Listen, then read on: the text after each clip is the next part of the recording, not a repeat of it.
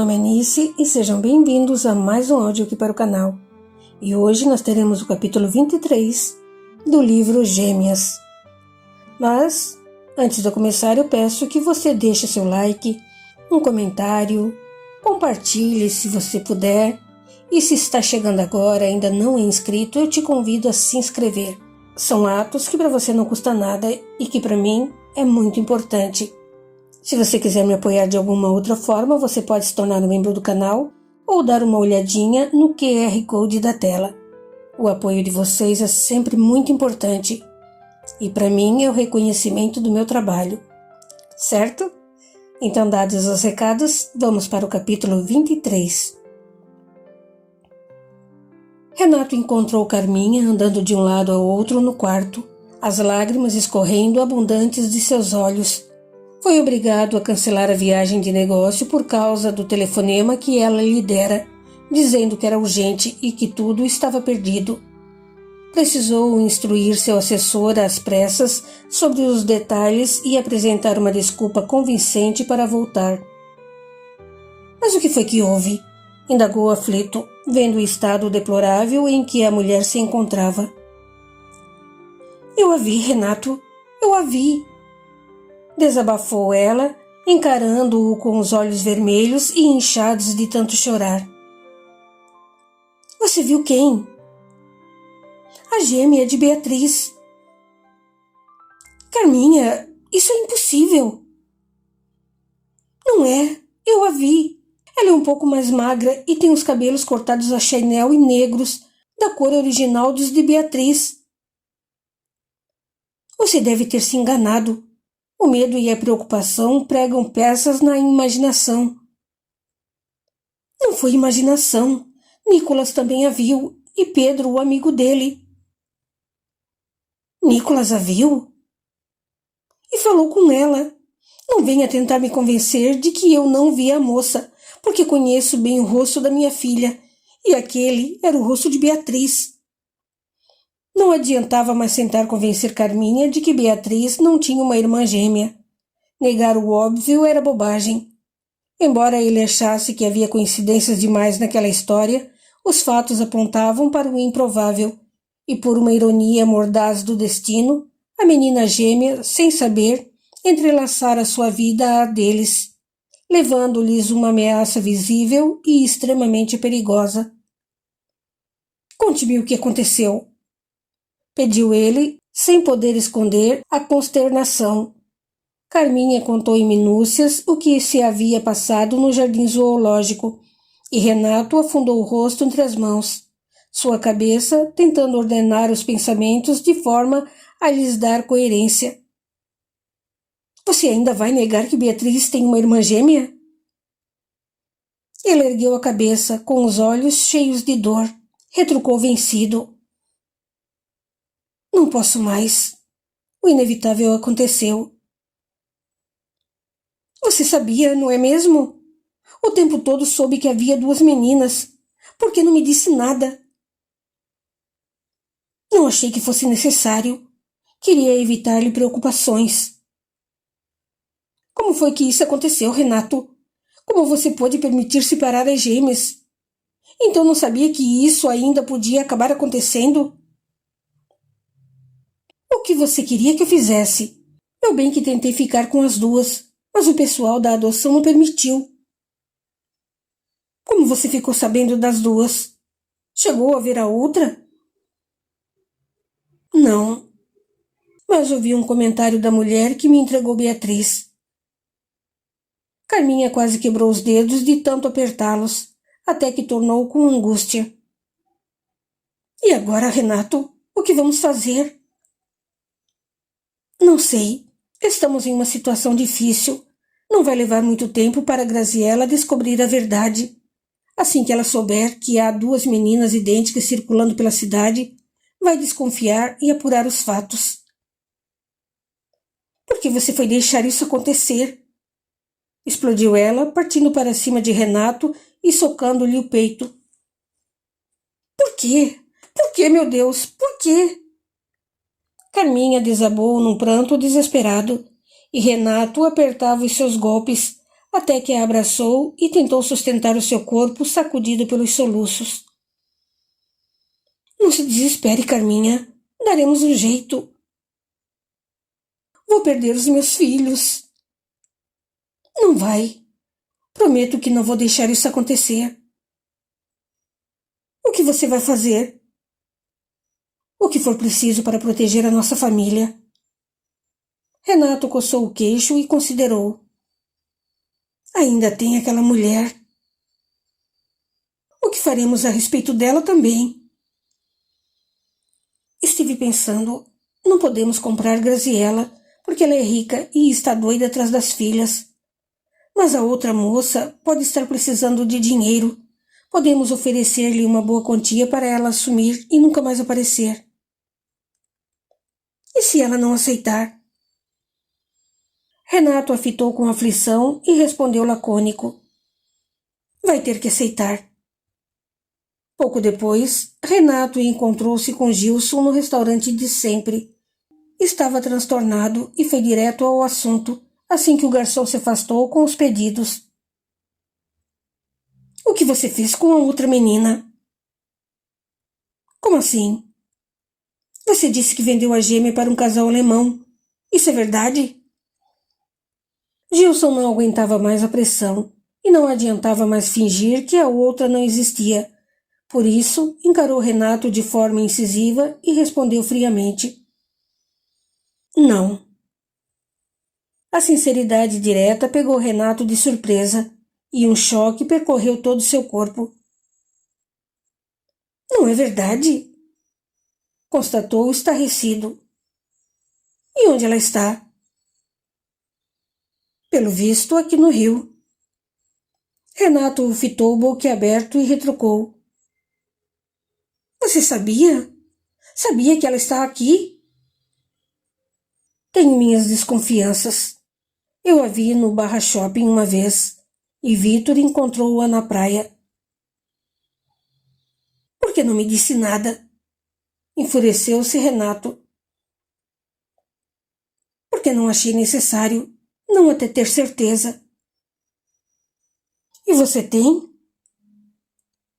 Já disse que desconfio, mas ainda não pude comprovar. Pois eu não desconfio. Estou certo. Carminha a viu e Nicolas também. Onde?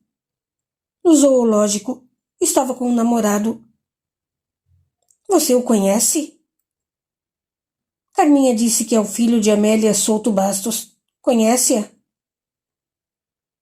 De nome. Agora mais do que nunca precisamos separar nossos filhos. Gilson não disse nada e Renato estendeu um papelzinho dobrado que o outro pegou e leu. O que é isso? Endereço de Amélia.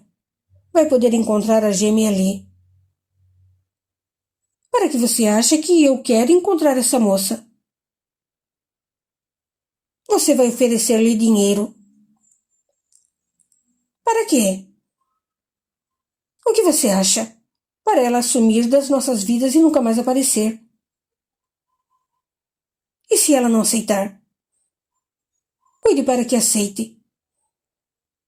Por que não faz isso você mesmo? Porque não fui eu que deixou uma gêmea de Beatriz solta por aí. Não tenho culpa de a mulher ter engravidado de 2.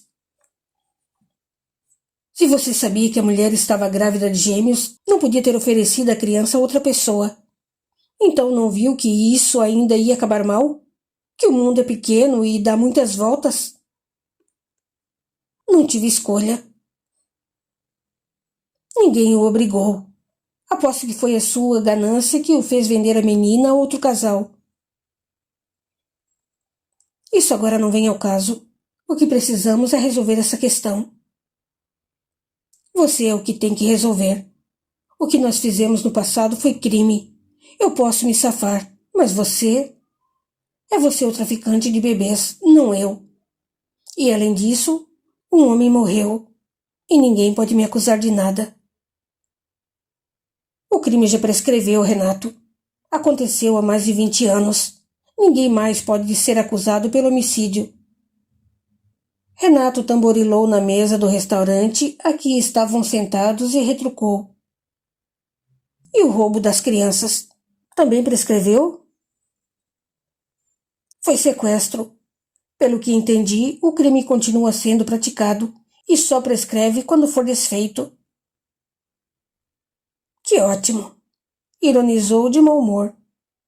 Eu só quis adotar uma criança e agora me vejo envolvido num crime que se renova a cada dia. Quem escolhe o caminho da adoção segue os trâmites legais. Você preferiu o caminho do tráfico. Está tentando colocar a culpa em mim? O que fiz foi movido pelo desespero. Minha mulher estava sofrendo. Nós precisávamos desesperadamente de uma criança. Criamos essa menina com todo o amor. Demos-lhe tudo. E você? O que levou com isso? Ele não respondeu. Dinheiro. Você foi movido pela ganância. Nós, pelo amor. Essa discussão não vai levar a lugar nenhum. E eu não quero mais tomar parte em nenhuma ação ilícita. Quanta honestidade! Desde quando você virou adepto da licitude? Gilson não respondeu e Renato esbravejou. Você precisa encontrar essa moça. Eu é que não posso mais me envolver nessa história. Acho que não vale a pena remexermos nessa sujeira. Talvez seja melhor deixarmos o destino agir. Deixe o destino agir na sua vida, mas não arraste a minha com você. Rosnou Renato entre os dentes. Tenho mulher e filhos, uma vida estável e tranquila, uma reputação a zelar. Não quero perder o que conquistei ao longo desses anos. Estamos lutando contra o inevitável. As coisas se encaminham para o desvendamento da realidade. Você é um tolo, Gilson. Arrisca-se a perder tudo, inclusive o respeito do seu filho, por causa de um sentimento barato. Arrependimento agora não leva a nada. Culpa também não. Não fale dos meus sentimentos. Você não sabe nada sobre eles. Sua mulher morreu e você ficou sozinho com um filho para criar. Desistiu do negócio porque era um fraco e um covarde. Pensa que não sei que quem resolvia tudo era sua mulher? O que você sabe sobre minha mulher? Exasperou-se ele.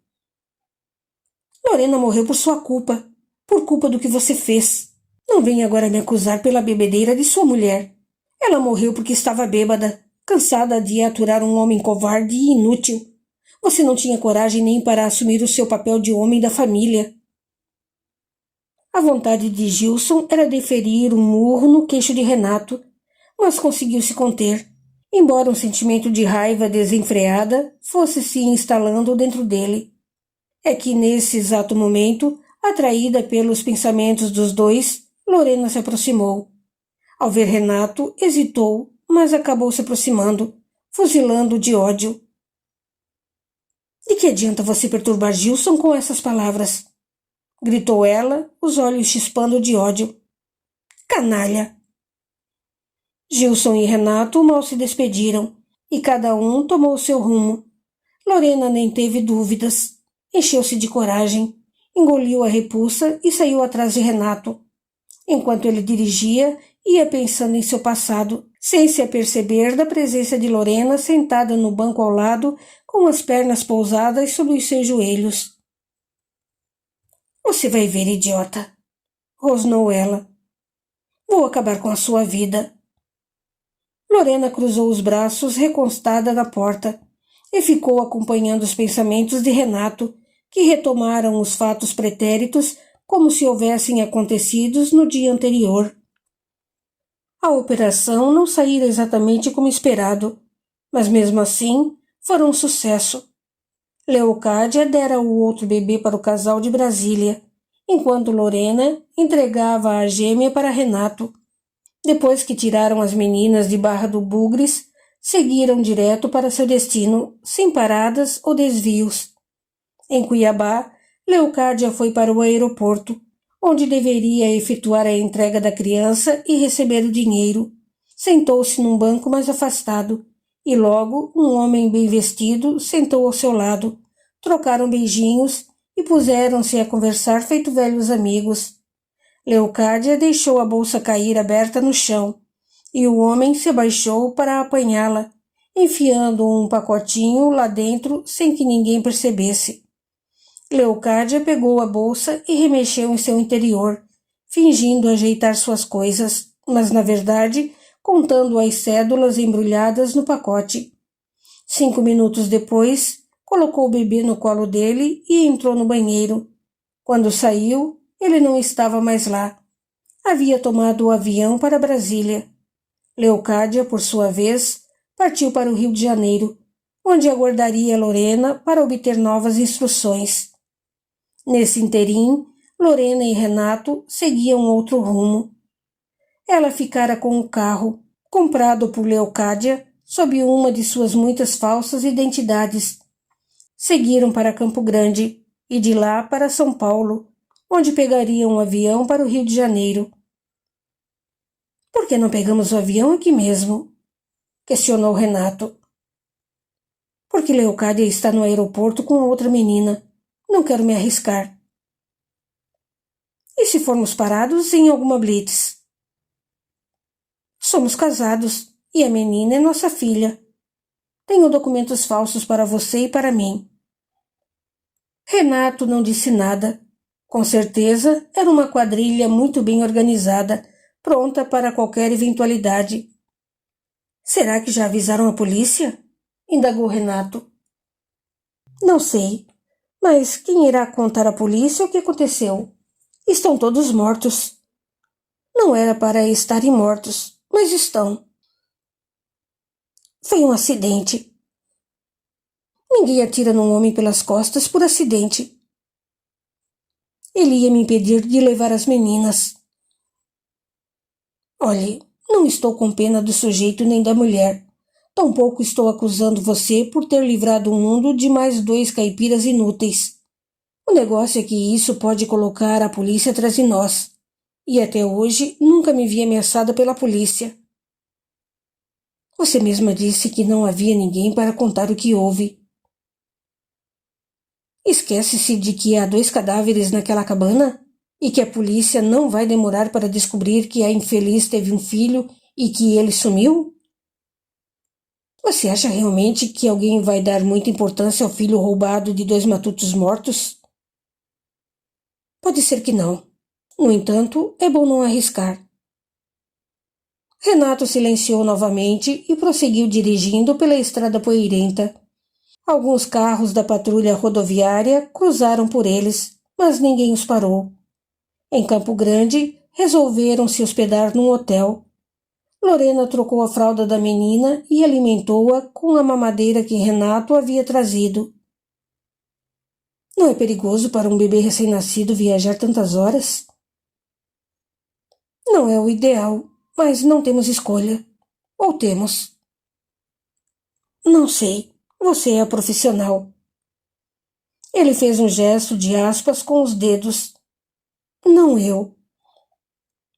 Se é assim, não devia ter feito nada sem me consultar. Não mandei matar ninguém. Na hora você não me pareceu muito aborrecida. Para a surpresa de Renato, Lorena começou a se despir na sua frente, deixando-o embaraçado e sem saber o que fazer. Calmamente, e sob seu olhar atônito, ela tirou toda a roupa e ligou o chuveiro. Preciso de um banho.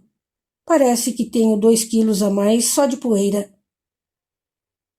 A atitude despreocupada de Lorena deixou Renato confuso e perturbado.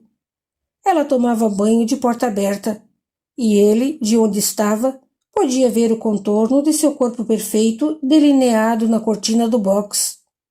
O desejo foi crescendo dentro dele, e Renato tentou desviar os olhos e pensar em Carminha, na aflição que devia estar sentindo com a sua demora. Olhou a menina adormecida entre os travesseiros e ficou tentando imaginar a alegria da mulher quando recebesse a criança nos braços. Sua ida à Barra do Bugres não fora propriamente planejada, mas fora obrigada a ir devido às circunstâncias inesperadas. Gilson, o responsável pela operação, estava preso a uma cama de hospital, vítima de um infarto, e ele se oferecera para buscar a criança com a mulher dele. A princípio, Gilson fora contra, mas Lorena, que era uma mulher prática e decidida, aceitou prontamente a sua oferta e partiu para a pequenina cidade em companhia de seu mais novo comparsa. Matar os pais das meninas não era o planejado, e ele se arrependia. Contudo, não podia permitir que um João Ninguém roubasse de sua mulher a chance da felicidade. Lamentava ter que matá-lo, mas não houve jeito. E quem sentiria falta de dois roceiros ignorantes e desdentados que só serviam para aumentar ainda mais o número de miseráveis jogados no mundo? Seus pensamentos foram interrompidos pela saída de Lorena do banheiro. Ela vinha enrolada numa toalha, os cabelos molhados caídos sobre os ombros morenos.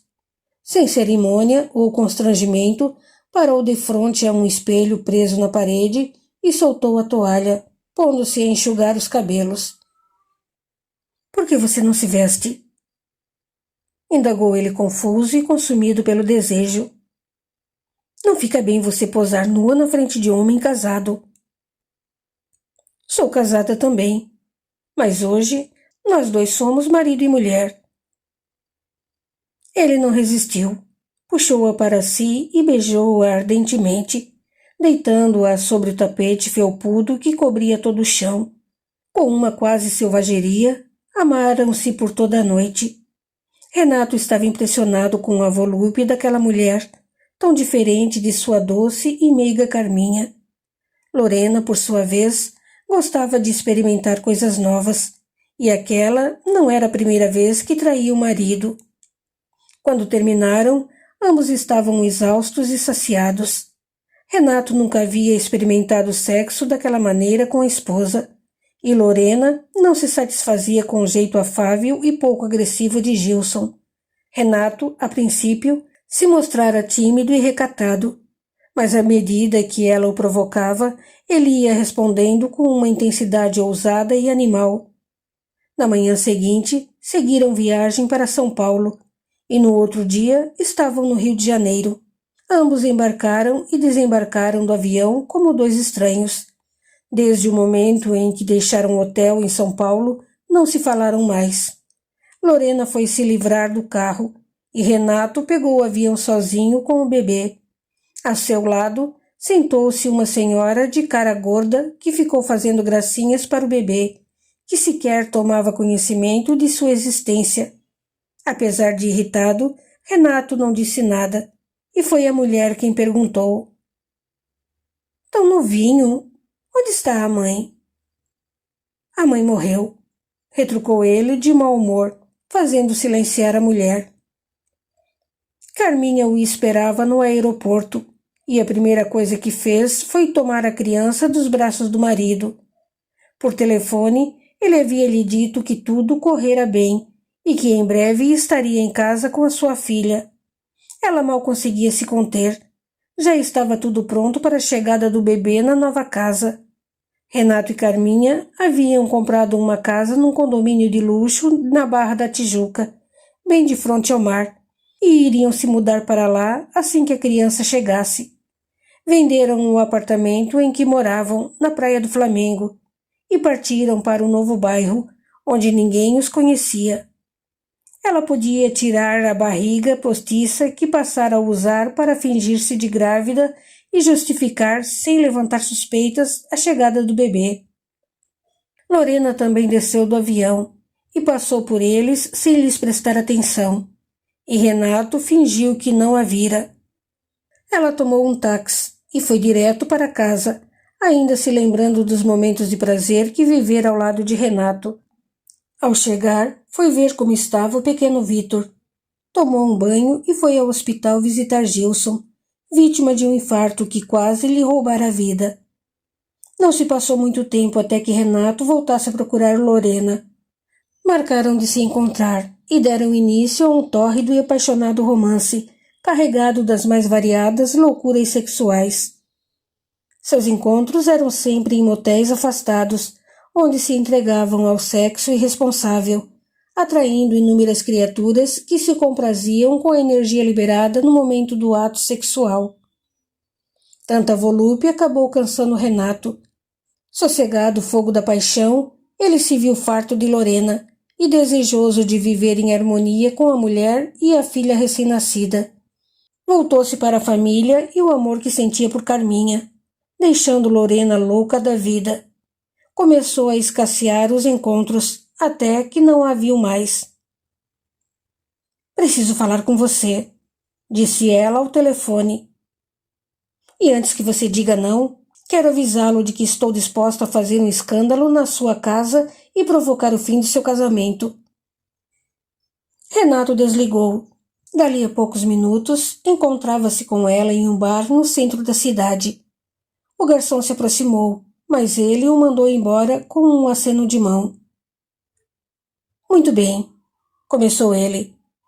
Primeiramente, quero avisá-la de que não gosto de ameaças nem tenho medo delas. Segundo, não se esqueça de que, se eu tenho a perder, você tem muito mais do que eu. Não me importo de ir à polícia e contar o que você faz para viver. Você não se atreveria. Não. Experimente tentar destruir a minha vida.